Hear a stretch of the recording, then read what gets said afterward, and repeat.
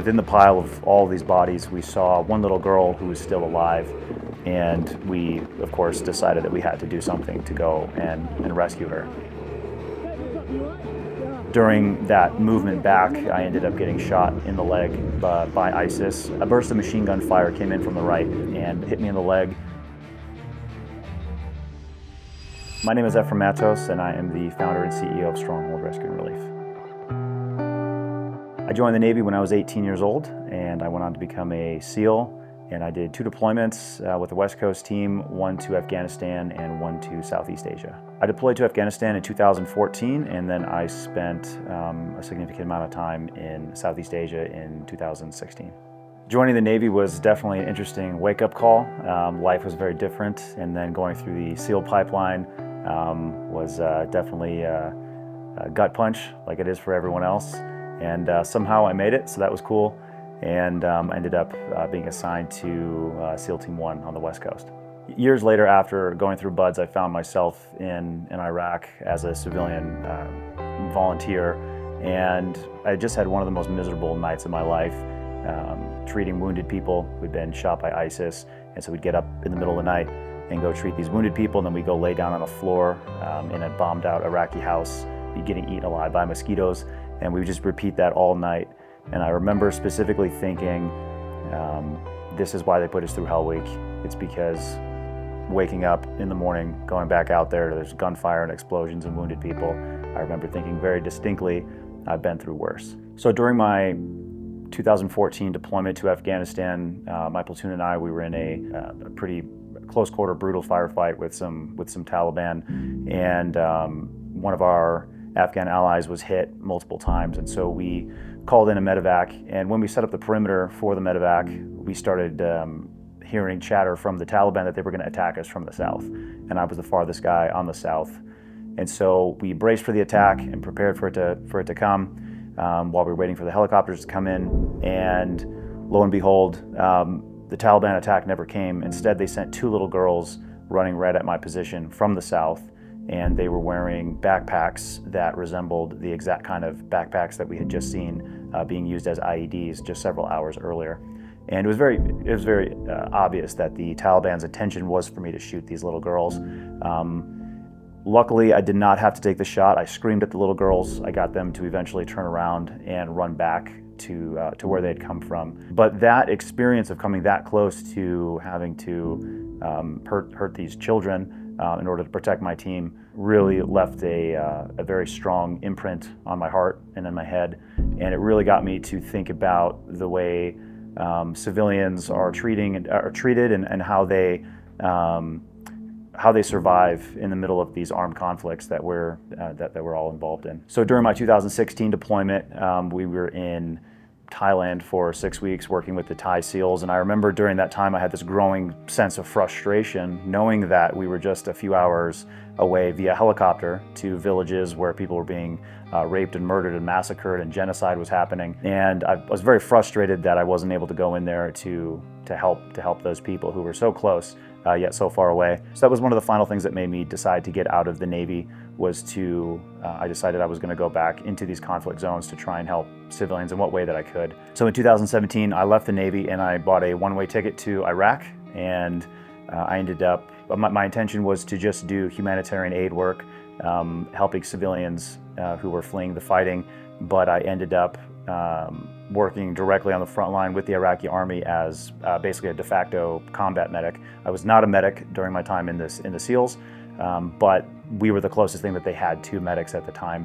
And so I ended up at the front line of the Battle of Mosul with other American volunteers acting as medics for the Iraqi army while they were clearing ISIS out of Mosul. So 30 days after we entered the city of Mosul, the Iraqi army had been clearing street by street, house by house, getting rid of ISIS. And ISIS had this terrible policy of just slaughtering anybody who tried to leave ISIS-controlled territory. So ISIS, they would force Iraqi civilians to stay close to them. That way, coalition airstrikes couldn't take out ISIS positions. And so throughout those 30 days, we saw ISIS shooting civilians all the time. Well, 30 days in, we came across a massacre, it wasn't even a grave, it was just hundreds of people bodies in the street, women, kids, babies. I saw one child, it was maybe 1 year old, and laying between its parents. The father had clearly been shot in the back by ISIS and had dropped the baby. And so then the baby had not been shot, but the baby's head had been bashed in when it fell in the rubble. And the mother was laying dead next to them as well. And so within the pile of all these bodies, we saw one little girl who was still alive. And we, of course, decided that we had to do something to go and rescue her. So we called the American military, and they were kind enough to provide a smoke screen to support the Iraqi-led mission we were going to do. And the Iraqis gave us a tank. So they had one tank crew. They drove out in front of us, and we drove straight into ISIS-controlled territory, right in front of ISIS headquarters, while the U.S. military fired a smoke screen to try and blind ISIS as much as possible. We got within 50 or 100 yards of ISIS positions, and one of the men on the team, he ran out and grabbed the little girl while the rest of us gave covering fire.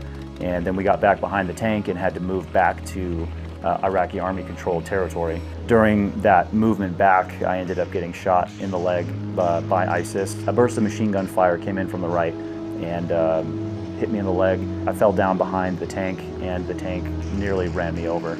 But I got up and kept moving. We eventually made it back to Iraqi Army territory and were able to successfully rescue the little girl. When I got shot, I was kind of expecting it in a weird way. I figured there was no way we were going to make it out of this mission without somebody getting hit. And so when I did get hit, it registered immediately. I knew exactly what had happened, and my only concern was whether or not my bone had snapped. I didn't know if my bone had snapped or not. And so when I fell to the ground, I realized that my leg was still intact, and so I was able to get up and keep moving on it. But there's this certain level of fear that I'd never experienced before until being shot, because up until then, there's this small part of my brain where I felt like I was invincible. I felt like nothing could really touch me. But then after getting shot in that moment, still under fire, knowing it could happen again at any second, and there's thousands of rounds being fired in a very small area with mortars going off and rockets being fired, I knew there's a very high chance of getting hit again. So getting hit really got rid of any sort of facade or sort of false pride that I couldn't get hit or that I wasn't going to die that day. I felt pain, but I felt more fear than anything, but kept going because of my training as a SEAL, and we were able to make it back that day. So the gunshot wound was relatively minor. It was a through and through, just a flesh wound, didn't hit the bone, and so the recovery process wasn't that bad, and I got very, very lucky that I was only minorly wounded that day and was able to walk out. It only took me a few months to recover from the gunshot wound. It was very minor, as gunshot wounds go. And I wanted to get back out in the field and continue my mission of trying to help people in the middle of these conflict zones. So ultimately, I ended up starting Stronghold Rescue and Relief, and we are a nonprofit organization, and our mission is to protect and care for families in conflict zones. Since starting Stronghold, we've worked in a lot of different locations. We've worked in Haiti, we've worked in Mozambique, we've worked in Israel right after October 7th. We worked in Kyiv during the Russian invasion. We were in Kyiv as the Russians were still advancing on the city. And now our primary focus is currently the war and the genocide happening in Burma. So the situation in Burma is fairly simple. The central government is controlled by the military. The military is the central government. And so the leader of the country is an army general, and he is using the army to suppress and commit genocide against all the ethnic minority groups so he can control the country and gain control of all the resources. This conflict has been going on for more than 70 years at this point. Basically, World War II never ended for the people of Burma. The reason we work in Burma primarily is because it's a very difficult place to operate in, and most groups are not able to operate there or operate there effectively. When we go into Burma, we are completely on our own, and we're working in areas where there is no support, there is no backup, no one's coming to help you. But because of that, we're able to reach people that no one else is able to reach. And those are the people that we're after, that we want to help serve and protect and take care of. So in Burma, we do two primary missions. One is frontline mentorship for frontline security forces who are trying to protect villages from genocide. And then we also do medical extractions and evacuations We currently run the first and only ambulances in East Burma, and these are ambulances that are put up on souped up Hiluxes with snorkels and winches, and we have to transport patients across extremely difficult mountain roads to evacuate them to higher levels of care. We also work directly with frontline medical providers, and we bring in ex-SOF mentors, and they go in and are teaching frontline combat casualty care, and then also conducting that as well and conducting the evacuations with the local population. Our goal is always to train the locals so they can protect themselves and to evacuate their own patients. So one of the best ways for the villages and for the people to protect themselves is to communicate. The Burma Army will often go into villages and they will rape and murder and commit genocide on anybody that they can find there. And so one of the things that we do to help prevent those atrocities is we put in communication. So we have an early warning communication system. It's a network of radios to help hundreds of villages be prepared when these attacks come. People are able to quickly coordinate and communicate with each other so they know what's happening and they know which direction they should run to. They know where the resources are for food and safety, and security forces are able to get there to try to protect the people. Also, medical teams are able to get in there to evacuate the wounded. And so one of our big objectives is this early warning system, and that allows people to be prepared for the worst case scenario, which unfortunately happens very, very often in Burma. So in early 2023, my best friend and my interpreter in Burma, he was unfortunately wounded during a Burma Army attack, and he was hit in the head by shrapnel. We evacuated him on the ground for 8 or 9 hours just to get him to a proper medic in the jungle. And this was right before we had officially set up our ambulances. So our ambulances were on the way, the program was just being set up, and we really, really needed an ambulance that day. So I watched my friend slowly die over the course of 8 or 9 hours until I had to say goodbye to him, and then I had to get back to the front because there was still more fighting and there were more patients to move. And that really helped me to experience and see exactly what it's like for the people in Burma. They're watching their friends, their family, their children get hit by airstrikes, step on landmines, and there's nobody there to evacuate them and to help them. And that's the gap that we're filling at Stronghold. Now people are able to call an ambulance in these areas, and there's a dedicated full-time standby medical crew to evacuate them and provide them medical care, including oxygen and advanced life-saving, and get them evacuated to higher levels of care deeper in the jungle. So just a few months after we set up our first ambulances, the Burma Army went into a village and massacred everyone that they could find. And they slaughtered all the women, all the kids, burned the bodies. Nobody knew how to react. Nobody knew what to do. And this was an area of Burma that we had not been able to work in before. And then a month after that happened, the Burma Army tried the same thing in an area that Stronghold had been working in for about 2 months. And when the Burma Army came in to commit genocide in several villages, the people knew exactly what to do. Civilians were treating the wounded. They were evacuating quickly. They were communicating very effectively using the radios that we had put in, and we immediately had medevac for the wounded with our ambulances.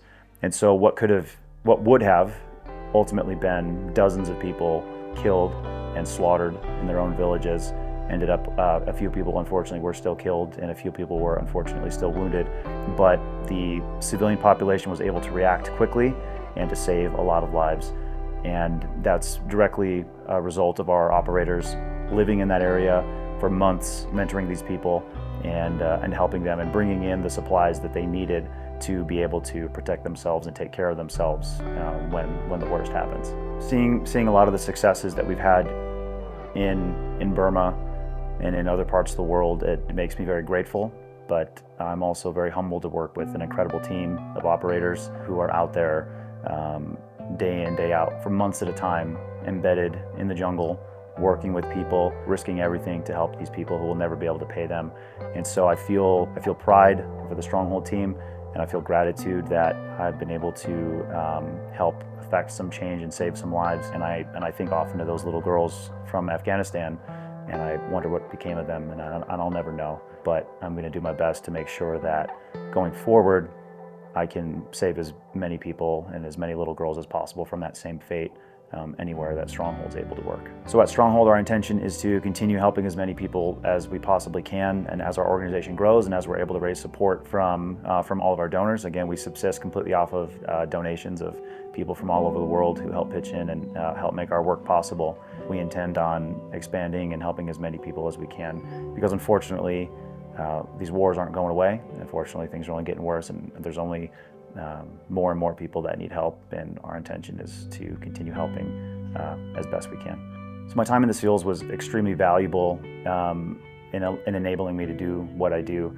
being able to operate in extremely difficult environments that are extremely dangerous under very, very rough conditions. That's sort of our bread and butter in the special operations community. And the lessons I learned, everything from the mental toughness to the physical skills of the medical and the communication and organizing and thinking ahead, all of those skills come into play every single day at Stronghold and with our guys in the field.